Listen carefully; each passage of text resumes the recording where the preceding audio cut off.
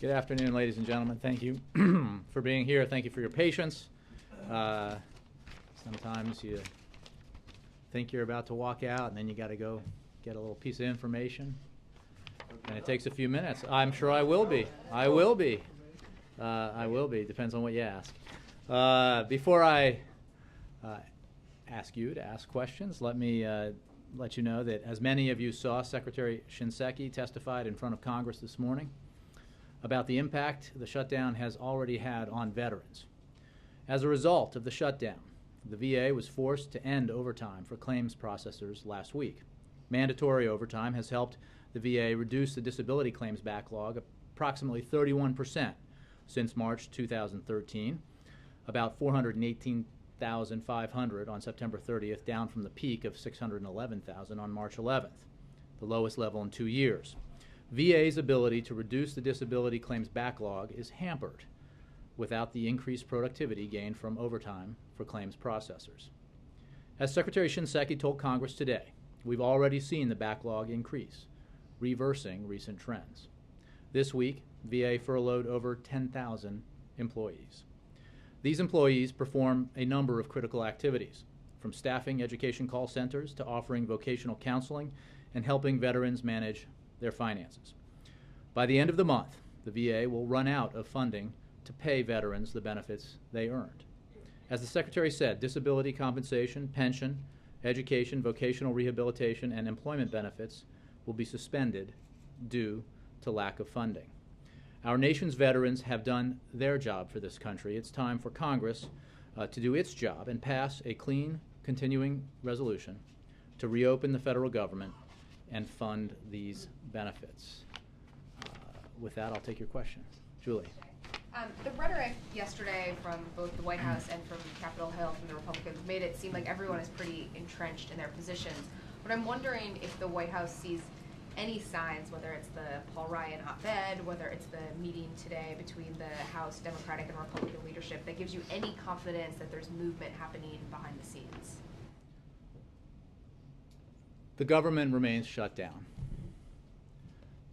It is entirely within the power of the Speaker of the House and Republicans in the House to reverse that by allowing a vote on a clean CR to reopen the government, and we hope they will. The consequences of the shutdown are many, and they're compounding.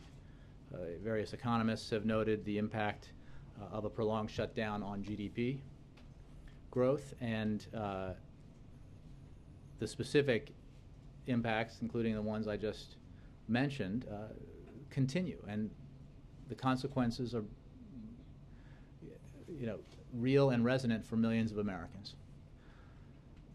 When it comes to raising the debt ceiling, we are now days away from the point beyond which, as the Secretary of Treasury has said, we will no longer have borrowing authority. That puts us, or would put us, in uncharted territory. We would have crossed a line we have never crossed before.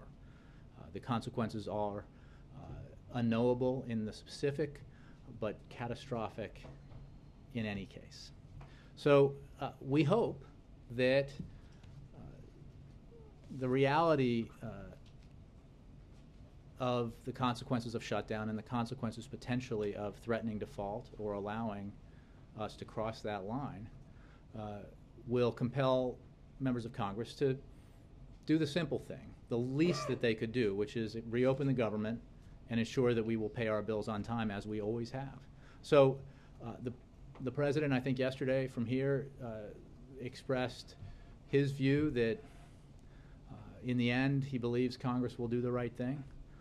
It's unfortunate that we have to go through these manufactured crises because there are costs even, well, there are costs obviously because the Republicans shut the government down, and there are costs even to waiting as long as we already have to raise the debt ceiling in a responsible way without drama or delay. Paul Ryan's op-ed in the Wall Street Journal today got a lot of attention. He doesn't mention Obamacare in there, and it was seen by some people in Washington as sort of a more palatable approach. Did the White House view it in the same light? Well, look, I think that we believe that there is the possibility of finding common ground when we sit down Republicans and Democrats to reach a compromise on funding the government and funding our priorities in a way that allows the economy to continue to grow and to grow faster and stronger, and allows for the investments we need for future economic growth and job creation, and allows for continuing the work of reducing our deficit and addressing our longer-term debt challenges. And I'm sure the chairman would be a part of that if it were to happen. But it cannot happen under threat of continued shutdown, and it cannot happen under threat of default. The President has been crystal clear about that. We will not engage in a situation where the Tea Party faction of the Republican Party is demanding that the American people pay ransom in return for Congress doing its job. That's just unacceptable for this president and unacceptable for the presidency. In other words, the successors to this president. And then just on one other topic, has the president made a final decision yet on cutting off some of the aid to Egypt? What I can tell you is that two things. One, reports that we are halting all military assistance to Egypt are false. No, but let me just make clear, because maybe not everybody knows this, but the reports that we are halting all military assistance to Egypt are false. And as the president said in his speech at the United Nations, our overriding interest throughout these past few years has been to encourage a government that legitimately reflects the will of the Egyptian people and recognizes true democracy as requiring a respect for minority rights, the rule of law, freedom of speech and assembly, and a strong civil society. That remains our interest today. We will continue to work with the interim government to promote our core interests and to support areas that benefit the Egyptian people. The President was also clear, and has been clear, that we are not able to continue with business as usual. And as you know, we have already announced that we are not proceeding with the delivery of certain military systems.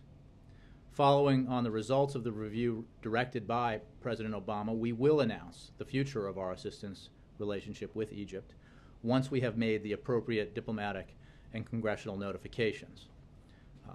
We will continue to support a democratic transition and oppose violence as a means of resolving differences in Egypt, and our relationship with the Egyptian government, including U.S. assistance to Egypt, will continue.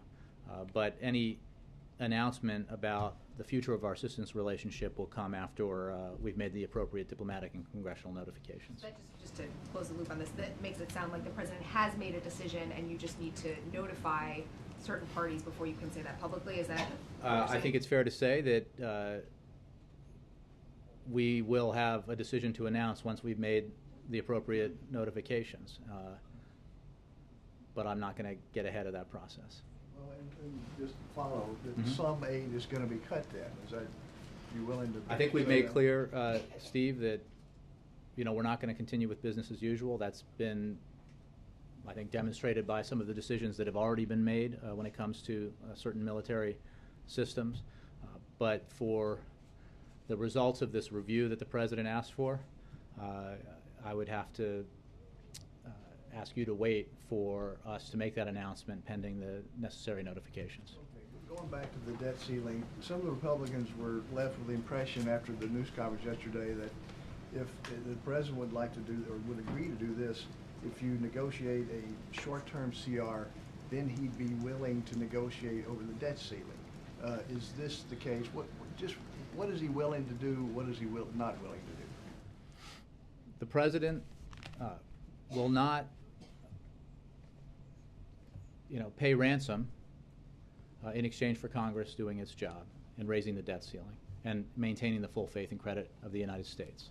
And that is true today and will be true any time the Congress faces the mandated legal responsibility to raise the debt ceiling in order for the United States to continue to pay its bills on time.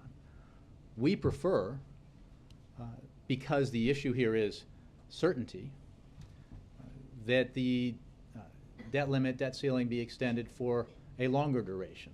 We support the bill that's in process in the Senate, authored by Senate Democrats, that would extend the debt ceiling for a year, because that would add to the certainty that is so necessary in maintaining the full faith and credit of the United States. But what the president was making clear is that he wants Congress to act responsibly to ensure that we pay our bills on time.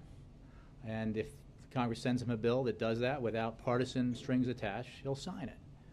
But whenever that responsibility looms for Congress, the Republicans, the Tea Party caucus, they're not going to get anything in return for fulfilling their constitutional responsibility to ensure that the United States is not a deadbeat and that the United States pays its bills.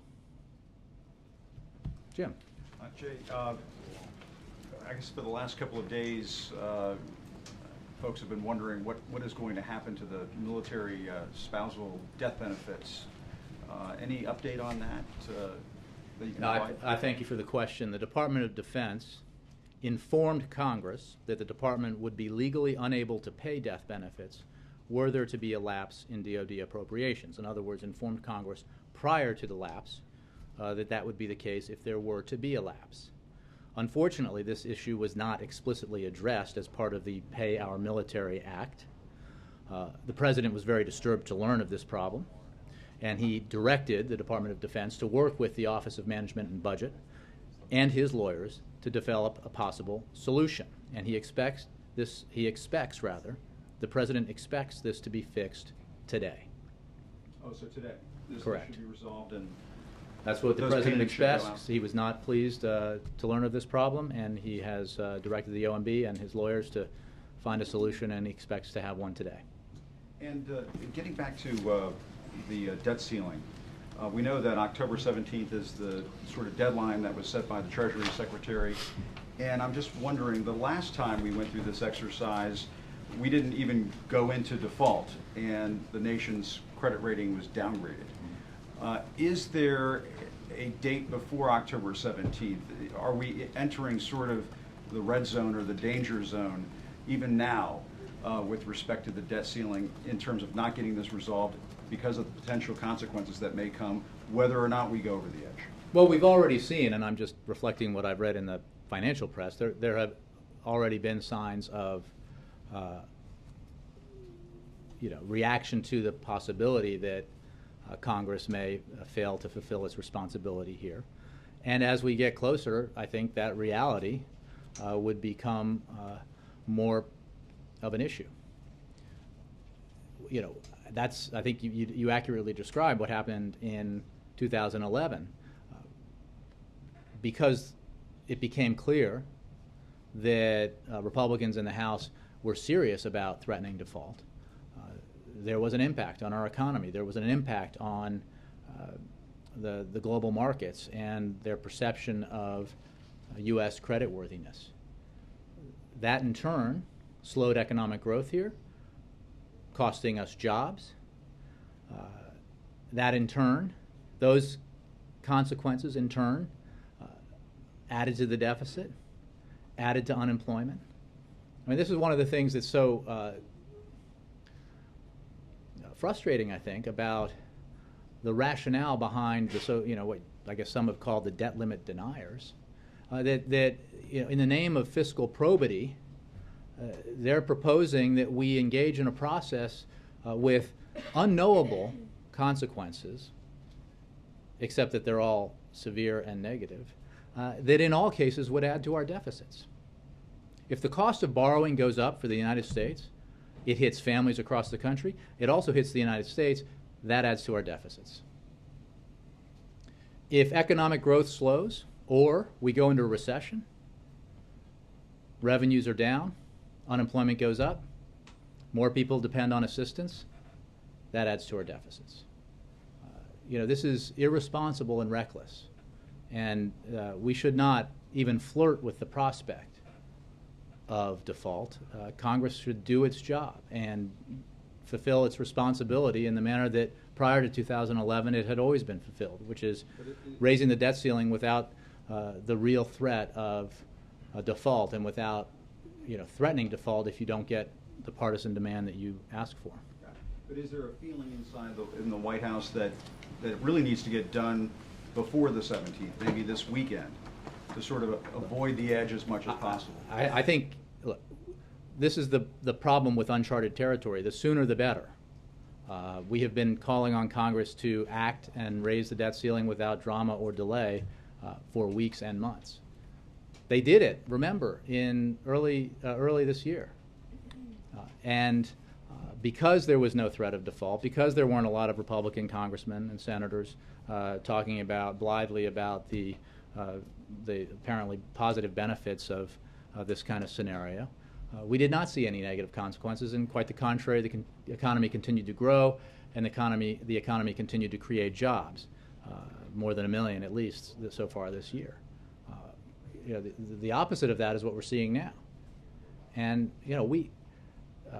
the American people suffered too much during that terrible recession and have fought too hard recovering from it, and are still recovering from it, to then be thrown back into economic dire straits because a faction of one party in one house of one branch of government isn't getting what it wants, isn't getting what it couldn't get through the legislative process, isn't getting what it couldn't get through the ballot box, isn't getting what it couldn't get through the Supreme Court of the United States. That's why we're here. And we hope, and the President hopes, that Congress will act responsibly in the very little time available to it to raise the debt ceiling, to turn on the lights, open the government, and then the President will be more than eager to sit down with lawmakers of both parties to talk about our budget priorities and how we can come together and compromise so that we grow our economy, protect the middle class, invest where we need to, and continue the project of responsibly reducing our deficits and addressing our debt. And just to follow up on that, the President said yesterday towards the end of the news conference that he would be okay with attaching something. He used that word attach to a clean CR, clean debt ceiling, even if it's short term, to start some negotiations that. No, I think you're mischaracterizing. The President believes Congress ought to act responsibly. What the President has said, and ought to raise the debt ceiling and reopen the government. What the President has always said is that when it comes to our budget priorities, he has always been willing to negotiate, just not under the threat of shutdown or continued shutdown. If Congress opens the government, if Congress raises the debt ceiling, if Republicans allow that to happen, then of course he'd be willing to sit down and negotiate with lawmakers over our budget priorities.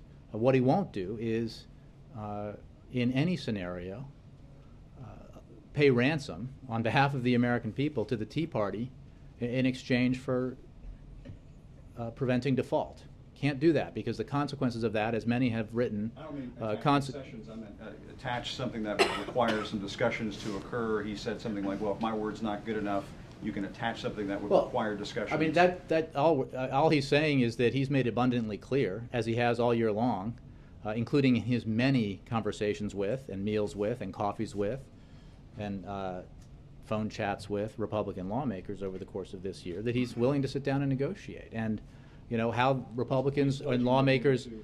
He's pledging.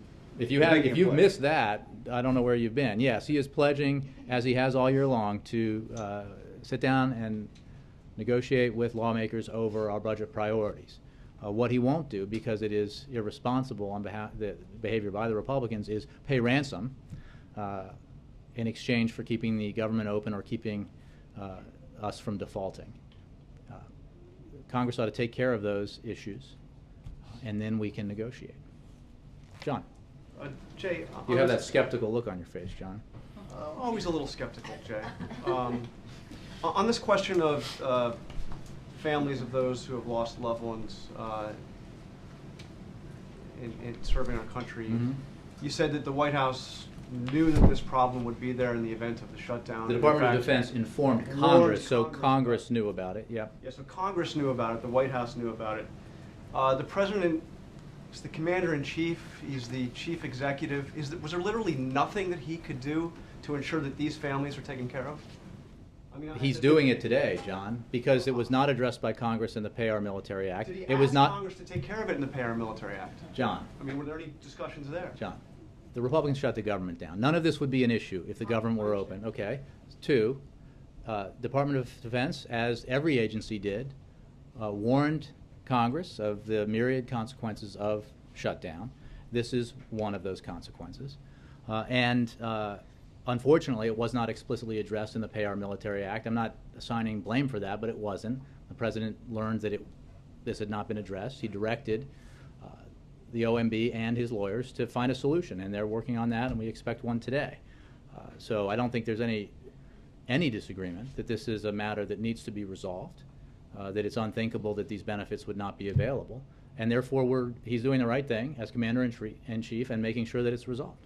But what I don't understand is there's discretion clearly in deciding who's essential and who's not essential, who is furloughed and who's not furloughed.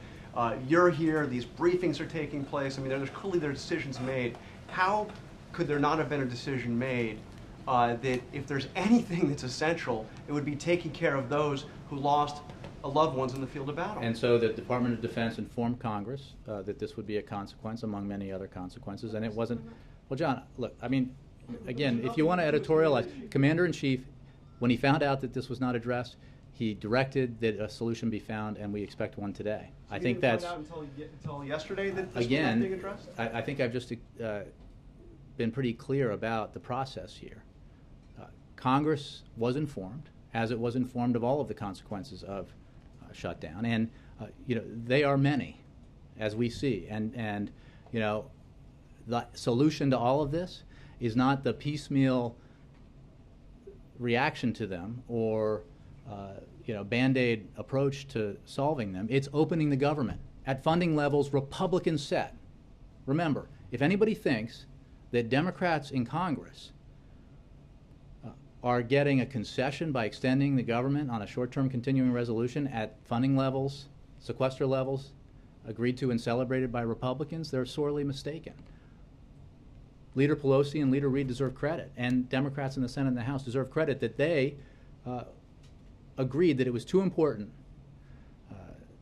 not to shut the government down. They agreed to an extension at those levels, and unfortunately, Republicans instead decided to launch a quixotic crusade against Obamacare, one that everyone knew was going to lead to nothing.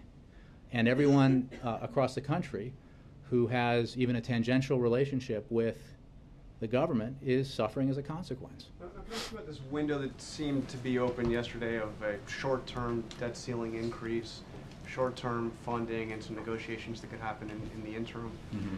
Would the White House be open to an agreement that did away with much of that sequester in exchange for some entitlement reforms? For instance, things that the President has endorsed, means testing Medicare, modest entitlement reforms, reopen the government. Let me just say that I'm not going to negotiate a future budget agreement that can be worked out between the White House, Democrats, and Republicans after Republicans agree to leave the matches and the gasoline outside of the room and sit down and negotiate. That they open the government, they turn on the lights, and they remove the threat of default.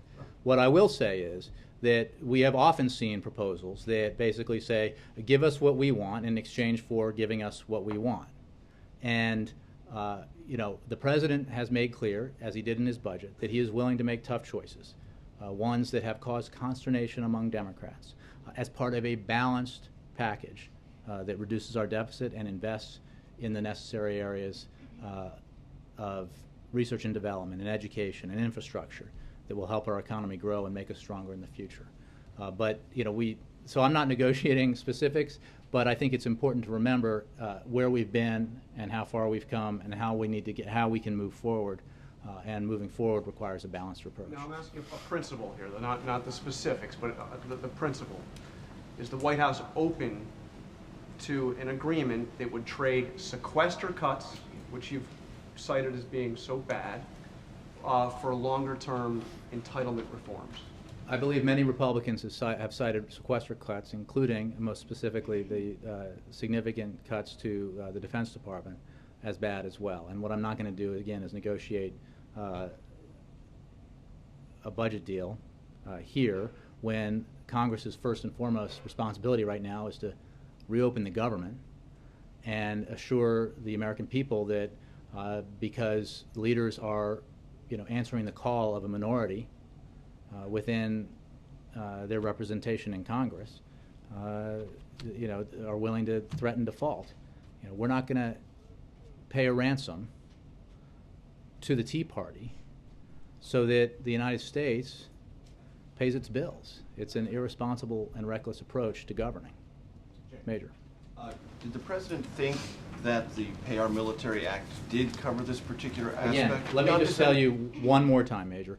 When the president found out. No, I'm just saying, fair-minded people could look at that legislation and think it solved the problem. I'm just asking. What I'm saying is, when he learned of this problem, he was disturbed, and he directed the Department of Defense to work with OMB and his lawyers to develop a possible solution. At his direction, they are finding a solution, and we expect one today. And does that mean, by definition, that the original interpretation from the Defense Department lawyers was erroneous? Again, no, I'm not saying that. I'm simply saying that Congress was informed of all of the implications and consequences of potential lapse in funding by the Department of Defense, including that they would be legally unable to pay death benefits, and that, unfortunately, this issue was not explicitly addressed in the legislation that we've discussed here, the Pay Our Military Act. Upon learning that that was the case and that this issue had not been resolved, the president directed that a solution be found, and that is underway right now. And does that mean there's no need for legislation to explicitly address this problem? We expect a solution today. So Congress doesn't need to send anything, and even if it did, the president wouldn't sign it? Well, we expect a solution to this problem today. The president alluded to this yesterday. I want to make sure I understand it correctly. That if, following along John and Jim's questions, if there's this process on the side, it has to encompass all the various issues of budget and taxation. The president's not interested and wouldn't be willing to endorse a process that did not envision a conversation, negotiation about higher revenues. What can't be the case, generally speaking, this has been our approach all year long and our position all year long, reflected in the president's budget and every time he's talked about this, is that you can't say everything's on the table and then say that revenue's off the table. I mean, look, you've seen the president's budget. You've seen our approach. The Speaker of the House claimed, and I have no reason to doubt him, that he was willing to put a significant amount of revenue on the table. That was his supposed offer at the end of the year last year. He said that there were hundreds of billions of dollars available in revenue that could be achieved through closing corporate tax loopholes, for example, and through other means. And the president also made an offer at the time that included some tough choices by Democrats that were not universally welcomed by Democrats. He left his offer on the table after the Speaker walked away from it. I haven't seen, maybe you have, I haven't seen the Speaker's offer again since December. We would very much like to engage with lawmakers of both parties in a constructive conversation and negotiation after the Tea Party allows the government to reopen, after the Tea Party allows us not to default, about our future budget priorities. And the president has always approached this in a spirit of compromise. As he said yesterday, between him and his chief of staff, they've had more than 20 meetings and conversations with Republicans about this subject this year, including congressional leaders. So he looks forward to continuing that. What is absolutely irrefutable is that Republicans demanded that the Senate pass a budget, and because they wanted to return to regular order, and once Democrats did what Republicans demanded, they then refused to conference. It's not an irrelevant fact, Major. I got it. The president also said yesterday that it would be best for the country, for the legislative process, to avoid this cycle of near crisis or potential crisis. Does not a short-term debt limit increase invite that? It might. The president obviously supports, as I've said and others have said, a longer-term a bill that would raise the debt ceiling for short-term invite a process of cyclical repetition. It is up to Congress to decide for how long it will raise the debt ceiling to ensure that the United States can pay its bills without facing this obstacle again. What is absolutely the case is whether Congress acts to raise the debt ceiling through a clean bill for the short term, the medium term, or the long term, the president will not pay ransom on behalf of the American people to the Tea Party, the Republicans in Congress, in exchange for doing that, fulfilling that responsibility the next time, or any other time, as long as he's president of the United States. And he does that because it's the right thing to do for the American people, it's the right thing to do for our democratic system, and for future presidents of both parties. Right. I understand that. So his preference is longer term. Correct. But to avoid default, he would accept, though he would prefer not to, something that's shorter term. Correct? I think Right. the president said exactly that yesterday. Exactly. So let me just follow up on that. His preference is not to change any of the existing health care law in the context of any default conversation. That's his preference. Clearly stated, reinforced by the Supreme Court. I understand all that. But in the question of a short-term debt limit, he's choosing something that avoids default, though that's not his preference. Could he not do the same thing on the president's health care law? It's not his preference to change it, but agree to some negotiation or some changes. The president will modification not pay to ransom avoid- in to exchange avoid for default, for the Congress doing, fulfilling its responsibility not to default. Congress has some basic functions. One of them is to pay our bills. Another one is to fund the government. Right now, Congress, because of a minority of one party in Congress, one branch of government, the American economy, the American middle class, all of us are being held hostage. And it would be irresponsible to engage in a ransom exchange because you set a precedent whereby every president in the future. Presidential powers and prerogatives. I understand. Well, it would just here's the thing. I think it's very important to note. It's not about presidential prerogatives and powers. It's about the impact on our long-term economy and the middle class of going through this every 3 months or 6 months or every year, where the opposition party in Congress, even when it's driven by a faction within it in one house, could refuse to pay our bills and therefore threaten default every time it couldn't get what it wanted through a president. And that would be true if there were a Republican president and a Democratic Congress, or it would be true again in the future if we had a situation like we have today with a Democratic president and a Republican House. There are long-term consequences to this kind of managing of our affairs.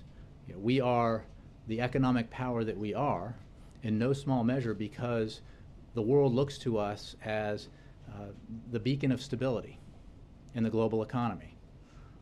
That is a very valuable, priceless even, stature that we hold. And to risk it and threaten it because you don't like a law that provides access to health insurance is unconscionable.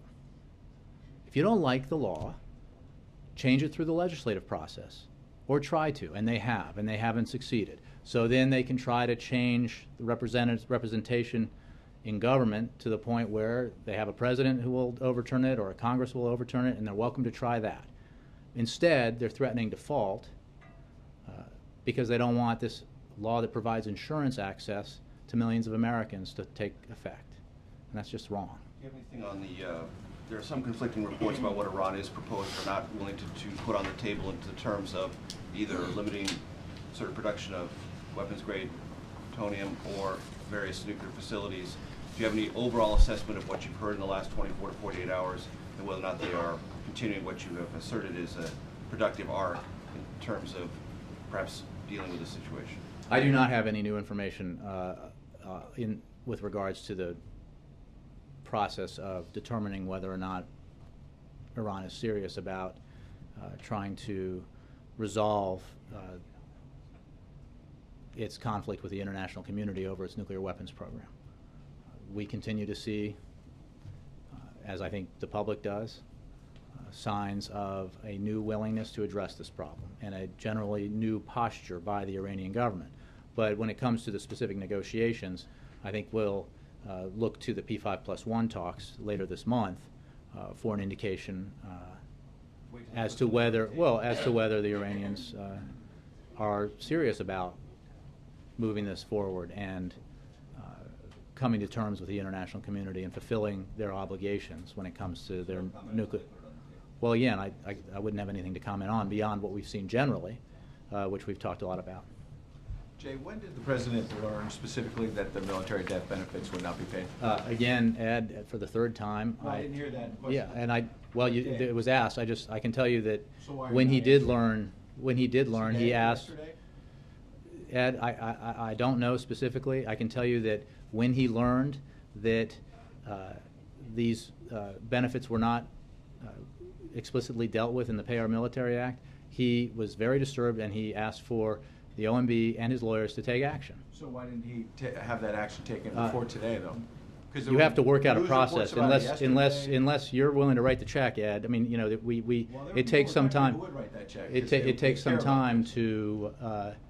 And are you suggesting we don't, Ed? I'm saying there are people who care about it who want to get it done quickly. And it's getting done The president's saying he's doing it today. today. Why won't you tell us what day he learned? Was it yesterday, the day before? Ed, what I can tell you is It's a when the simple president, right, and when the president found out, he was disturbed, and he asked his lawyers and the OMB to get to work on a solution, and we expect a solution today.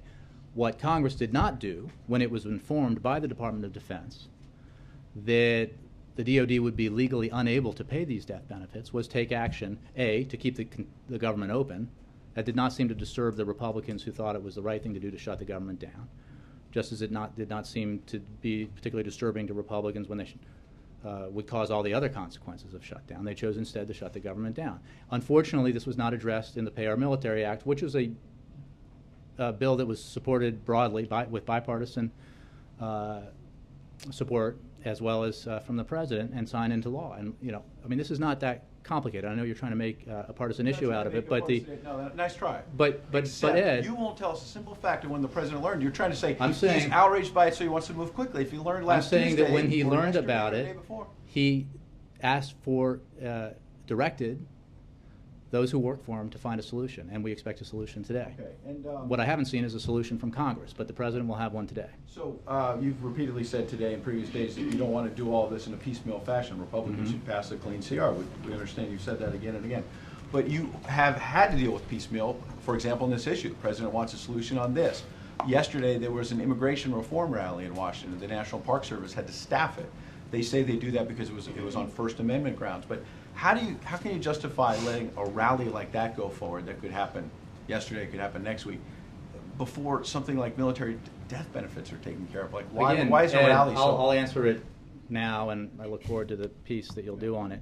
When the president learned that I'm talking about the immigration this rally. issue had not been explicitly taken care of in the Pay Our Military Act, he was disturbed, and he asked those who work for him to find a solution. And they are busy at that work now, and we expect a solution today. The broader question you ask goes right to the heart of the fact that there are myriad consequences to shutdown, and you can't run around trying to fix all of them. That's not the way the United States of America should operate. You should simply open the government. The president has never asked for anything in return for Congress fulfilling its responsibility to open the government. He didn't ask for funding levels that are reflected in the budget he submitted.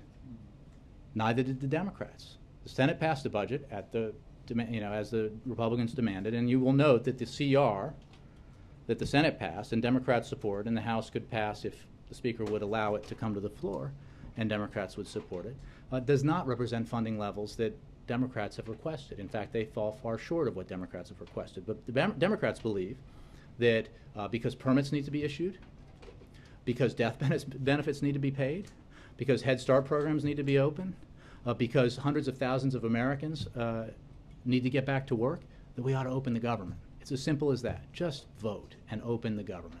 Right. Two other quick ones on debt. The first one being the chief economist at J.P. Morgan today suggested something that you probably want to comment on, which is that Michael Ferroli, he said that if we go into default, he thinks there's going to be a recession that could come within weeks. The president talked about economic chaos yesterday, but I did not hear him use the R word. Does the White House believe we'll go into recession? I think I've said that a number of times, that the consequences are unknowable, and that one of those consequences could be recession. Some on the outside in the financial world have predicted if Congress fails to pay our bills, that we could have a recession on the scale of what we saw in 2007 and 2008, or even worse. That's the problem with this. We don't know. All we know is that it would be bad. Okay. All we know is that the full faith and credit of the United States would be in doubt, and that it would be unknowable to predict how severe the consequences would be, except beyond knowing that they would be severe. Great. And the last one, unknowable indeed, but Moody's, I think you would agree, is pretty fair in looking at these things, studying what could happen, what might not happen. They have a memo circulating on the Hill today suggesting that they believe the government would still pay interest and principal on debt, and they claim that U.S. credit worthiness would still be intact, and they're saying that this is less of a threat now than in 2011 because of what you've pointed out previously, that the budget deficit is lower now. So we have less short-term debt. Long-term debt is still there, but we have less short-term debt. So my question is, how do you answer Moody's coming in today and telling lawmakers that they think the full faith and credit of the U.S. will be intact, even if we potentially breach this? Here's what I can tell you. The Treasury Secretary has informed Congress that the United States will run out of borrowing authority when it exhausts its so-called extraordinary measures, no later than October 17th. He estimates that at that time, we will be left to meet our country's commitments with approximately and only $30 billion of cash on hand. Now, this would amount, which sounds like a lot, would be far short of net expenditures on certain individual days, which can be as high as $60 billion. At that point, meeting our nation's financial obligations, including Social Security and Medicare benefits, payments to our military and veterans, and contracts with private suppliers, will be put at risk. Now, some in Congress seem to think that they can keep us from failing to pay our nation's bills by simply raising the debt ceiling right before the moment our cash balance is drawn down to zero. This is misguided for several reasons. For one, it is not possible for the U.S. Treasury to know with precision when that moment will be, because outgoing payments and incoming receipts vary significantly each day. Operating on a small cash balance creates the real danger that we run out of cash and hit zero sooner than expected, which could be catastrophic. At the same time, we are relying on investors from all over the world to continue to hold U.S. bonds. Every Thursday, this is something that is kind of astounding for people who don't follow these things. Every Thursday, the United States rolls over approximately $100 billion in U.S. bills. If U.S. bondholders, these are investors around the world, including sovereign funds, foreign countries, if U.S. bondholders decided that they wanted to be repaid rather than continuing to roll over their investments, we would unexpectedly dissipate our entire cash balance like that. So think about it. If you look at your checking account, you have a balance of $500. So you're in the black, $500. But you know you've written checks for $2,000. You just don't know when those checks are going to be cashed and when those obligations will be owed. That is a hugely risky proposition. And it is certainly not a situation that the United States of America should find itself in simply because a group of lawmakers with an ideological agenda are angry that they haven't gotten what they've wanted through the normal legislative or electoral process. We can't have that. Kristen. Jay, thanks. Just following up on the question of when President Obama found out. I hear you saying you're not quite sure. Can you take the question I will and get take back the question. to us? What Because I can think tell you we again need to know is that the specifically Commander-in-Chief, when he found out, we just need to know when. he was disturbed and he directed those who work for him to find a solution, because the shutdown, as Congress was informed, makes DOD legally unable to pay these benefits. The President wants a solution. And I think Hey, we just John, want I've to know already- if he I've found already out had it. today Yeah. or if it was yesterday or several days ago. So Again, if you could just and take the question. what I can tell you is when he found out, he directed that action be taken, and we expect a solution today. I think the concern is that clearly action hasn't been taken quickly enough because it's had a It's real correct impact that so Congress, far. So- Republicans shut the government down knowing that this would happen and haven't taken action. The President, when he found out that the Pay Our Military Act did not explicitly address this problem, has ordered that we find a solution through the administration. I know We're you working said on that. he's disturbed, but what would he say to these families who've been impacted? That it's by unconscionable that the outrage? Congress of the United States would not open the government and ensure that these benefits and benefits of all different kinds to our veterans and others be available and paid on time. And in this specific case, because it is so important, he's directing that a solution be found. I want to ask you about the Washington Post report that says that the administration was warned beforehand by insurers, healthcare officials about potential problems with the healthcare website. Can you confirm that? And if that is the case, why weren't those problems vetted? Why wasn't the start date delayed by a few days or a few weeks so that people could actually go online and sign up and get health care? Sure. What I can tell you is that, as we said all along in the run-up, that there would be, in an enterprise of this nature that had not been done before, much as was the case with the startups of other significant government programs, including Medicare Part D under President George W. Bush, we expected there would be problems and glitches that needed to be fixed along the way. So you were warned? Well, I don't think, I'm not aware of the specific conversations that are reported there. What I can say is that everyone was aware, and we told you that there would be glitches and there would be problems. And we have told you and been very transparent about the fact that the interest has been even greater than we expected, which is a high-class problem. So what I can tell you is that as was the case when the new operating system for the Apple iPhone was released, they didn't pull it off the market, and nobody called for Apple to stop selling iPhones. They fixed the problem and moved forward, and that's what we're doing. Every day we're taking steps to address this problem. Every day the situation improves, and more Americans, the millions who have demonstrated their interest in finding out about the opportunities for health insurance through the marketplaces, are finding that experience easier. We've taken action to ensure that you can enroll and shop through the call centers to alleviate some of the burden created by the issues with the website. But each day this is going to get better. And it's a 6-month, in answer to your question, it's a 6-month enrollment period. And this problem is being improved, this situation is being addressed day by day and improving day by day, and we expect that to be the case. The primary explanation that you have given for these glitches is the unexpectedly high volume of traffic that you got. This report suggests that that's not entirely true. So do you stand by that as an explanation, or are there other reasons? Yes, the central problem for these glitches? caused, including the issues with the server, as I discussed the other day, and are driven by high volume. There's no question that there are fixes that are being made and need to be made because these problems have been exposed and exacerbated by the volume, but they're driven by the volume. And again, I'm not saying that this is a situation that doesn't need fixing. It does, which is why we're making improvements every day. People are working overnight to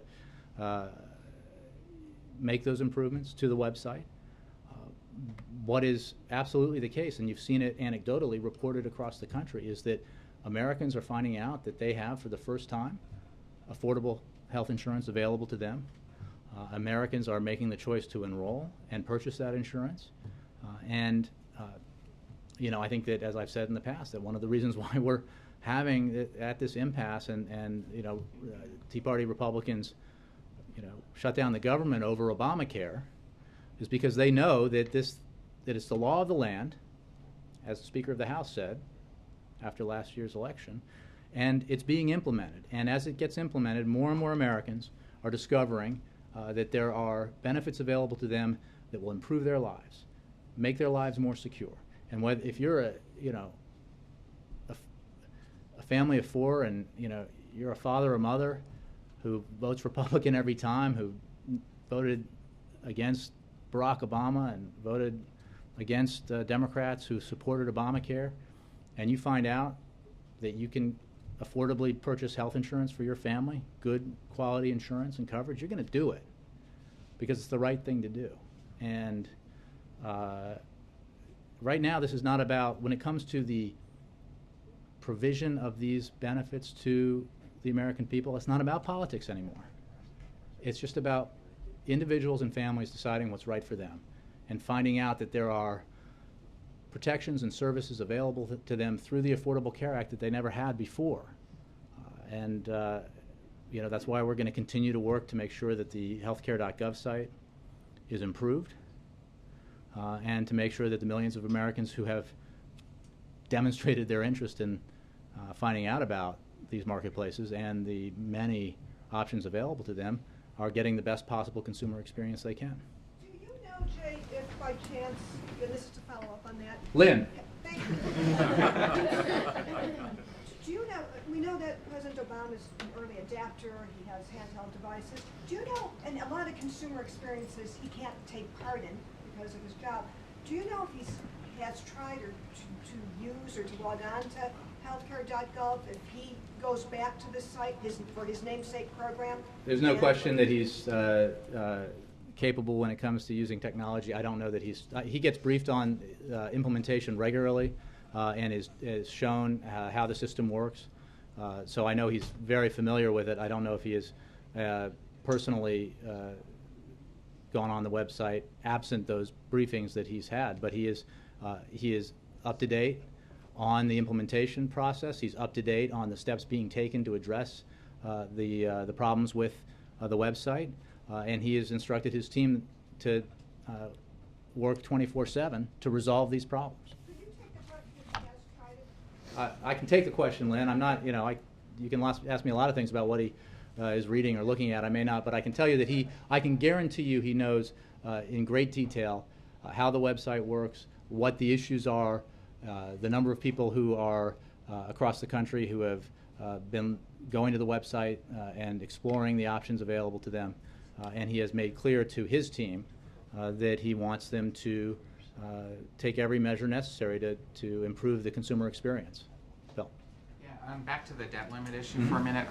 You painted a pretty dire portrait of what would happen to the economy, and the President talked about this yesterday. Are there specific things that ordinary Americans should be doing to prepare for default?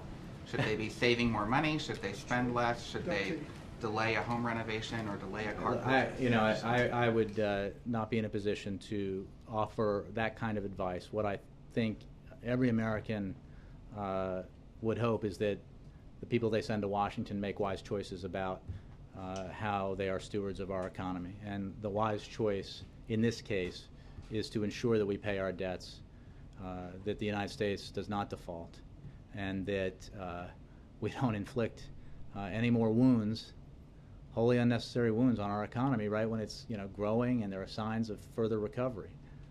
It's just, again, as I've said before, irresponsible and reckless to take this course of action. And let's examine again, and I'll do it briefly, how we got here.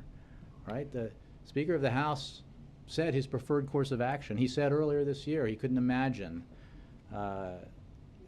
attaching Obamacare to shutting down the government or defaulting, right? And he pursued a process that he said a path that was going to allow for a clean continuing resolution. And the majority leader and Leader Pelosi agreed that that was the responsible thing to do, even though continuing resolution set at current funding levels does not represent their priorities, because we shouldn't shut down the government. And instead, as we all know, the Speaker changed his mind under pressure from Senator Cruz and others who were convinced, I suppose, that they could abolish or defund or delay the Affordable Care Act in return for keeping the government open. And any sophisticated analysis of how that would play out would have told them that that wasn't going to happen. And so again, out of ideological, on an ideological crusade, they have led us to this path where the government's shut down and hundreds of thousands of Americans are at home, unable to work, and there are all sorts of consequences of shutdown. And then now, with the same group driving the train up there, we're now facing the possibility of Congress not paying our bills for the first time, and which would, again, as the President has made clear, economic shutdown is an even more unimaginably severe consequence of this kind of congressional irresponsibility, and we should not allow it to happen. But Congress doesn't seem any closer to a solution today, and October 17th is pretty soon, so what should people be doing? That's a good point. Again, people looking at home, watching you guys paint this picture of the economic shutdown. I think every American should be rightly concerned about the fact that a faction of one party in one house and one branch of government is insisting that we keep the government shut down and threatening to default. And we have some members of the Republican Party, you know, on records suggesting that default wouldn't be a bad thing, which is rather remarkable. So I think that should be of a concern to the American people. Mark, and then Jay, Michelle. When you say that you expect a solution today to the death benefit issue, is that an administrative, executive solution, or does it involve legislation? My understanding is it does not involve legislation. We obviously can't pass legislation here. I know that, but I ask because the House President, again, today has is directed passing a bill that would specifically fund the death benefits of which you speak. And the And president, you're ruling that out, right? Well, what I'm saying is the president's, we will have a solution to this problem today. But you're ruling out going along with the House bill? I'm saying like that the all of president the others? has directed the OMB and his lawyers to find a solution to this. They're working on it, and we'll have it today. And on the issue of veterans benefits, which you raised earlier, the House has passed a veterans benefits measure, which the Senate won't take up. Senator Reid ruled bringing it to the floor, and that's still okay with you. You've asked me every day about why we shouldn't be passing these piecemeal measures that the Republicans insist we pass. Because the way to fix all these problems is not to notice one in the press and then fix it a day, a week, 2 weeks, or a month after people have been suffering the consequences of shutdown. The way to do it is to open the government. The way to do it is respond to the majority and open the government, allow a vote, move on. We can negotiate about the budget and our priorities, but not under threat of continued shutdown, not under threat of default. And, you know, this piecemeal approach it's gimmickry and it's irresponsible. They should just, if they are concerned about the consequences of shutdown, they should open the government at funding levels that they themselves celebrated and set. If you fix a specific problem, is that a fix? I mean, even if it's a Band-Aid, Band-Aids can be useful. Again, Mark, I understand that Republicans flailing for a strategy have adopted this one, even though overwhelmingly they know the right thing to do is just to open the government. At what point do you just acknowledge that when you have countless negative consequences of shutdown, that the responsible thing to do is simply to end the shutdown and then negotiate about how we decide and define our budget priorities in the future. Michelle. Thank you, Jay. I know you don't want to get ahead Welcome of the, back. Thank you. I know you don't want to get ahead of the event this afternoon, but can you talk about what Janet Yellen's nomination would mean for progress in getting women into top governing roles, and if the White House believes there's still a lot of room for improvement in that regard? Well, I would simply say that Janet Yellen is one of, if not the most qualified nominee for this position ever, based on her experience and credentials. And it is certainly notable that she would be the first, if confirmed, female chair of the Federal Reserve. But equally notable is that she has served as a chair of the Council of Economic Advisors. She has been a regional Fed Bank president, and she is currently vice chair of the Federal Reserve. She also has enormous academic credentials. I would note that she's vice chair, the #2 job at the Fed, because the president appointed her to that post in 2010. So this is a case of exceptional wisdom and experience, a tough, non-ideological approach to the responsibilities that she has now and would have if confirmed as chair of the Fed. And the president looks forward to the Senate considering this nomination and confirming her. Is the White House confident that the nomination process in the Senate won't distract from the other fiscal issues and deliberation? We're confident that Dr. Yellen is enormously qualified and that the Senate will fulfill its responsibility in examining her qualifications, her experience, and will act accordingly, and that will proceed and hopefully proceed expeditiously with the Senate fulfilling all of its responsibilities, and hopefully as we continue to deal with the obstacles to opening the government and paying our bills that the Tea Party has thrown up in recent days. Ari Shapiro. Thanks, Jay. I can't think of the last time the president had the entire House Democratic caucus to the White House to discuss a policy matter, although I'm sure Mark could tell me. Does he see this as more of a give and take question and answer session, a pep rally, a brainstorming session? How would you characterize it? I would say that the president understands that the elected members of Congress of both houses are those who have the final say when it comes to, or at least the ultimate say, to pass legislation to open our government and ensure that we pay our bills, and that he will express his views to the House Democratic Caucus on these matters. He thinks it's, and will, I'm sure, hear from some members of the caucus about their views. You should know that we have extended invitations to the House Republican Conference, the Senate Democratic Caucus, and the Senate Republican Conference to come to the White House as well in coming days, and as we nail those down, we'll have more information for you. So this isn't about just one house or one party. This is about the president meeting with as many members of Congress as he can to talk about these very important issues and the need to make sure that we don't inflict severe damage on our economy and on our middle class unnecessarily. And because there are so few opportunities during the year for every member of Congress to come to the White House, is this purely mission-driven, or will there also be a social component? Will there be time before or after? This is substance. This is not social. Thanks, Jay. Leslie. Jay, the Military Benefit Act and other other issues, high-profile issues that have come up during the shutdown have led a lot of Republican critics to suggest that the White House has sort of targeted high-profile things to prolong the pain for them on this issue. I'm not sure I understand that. How could that be?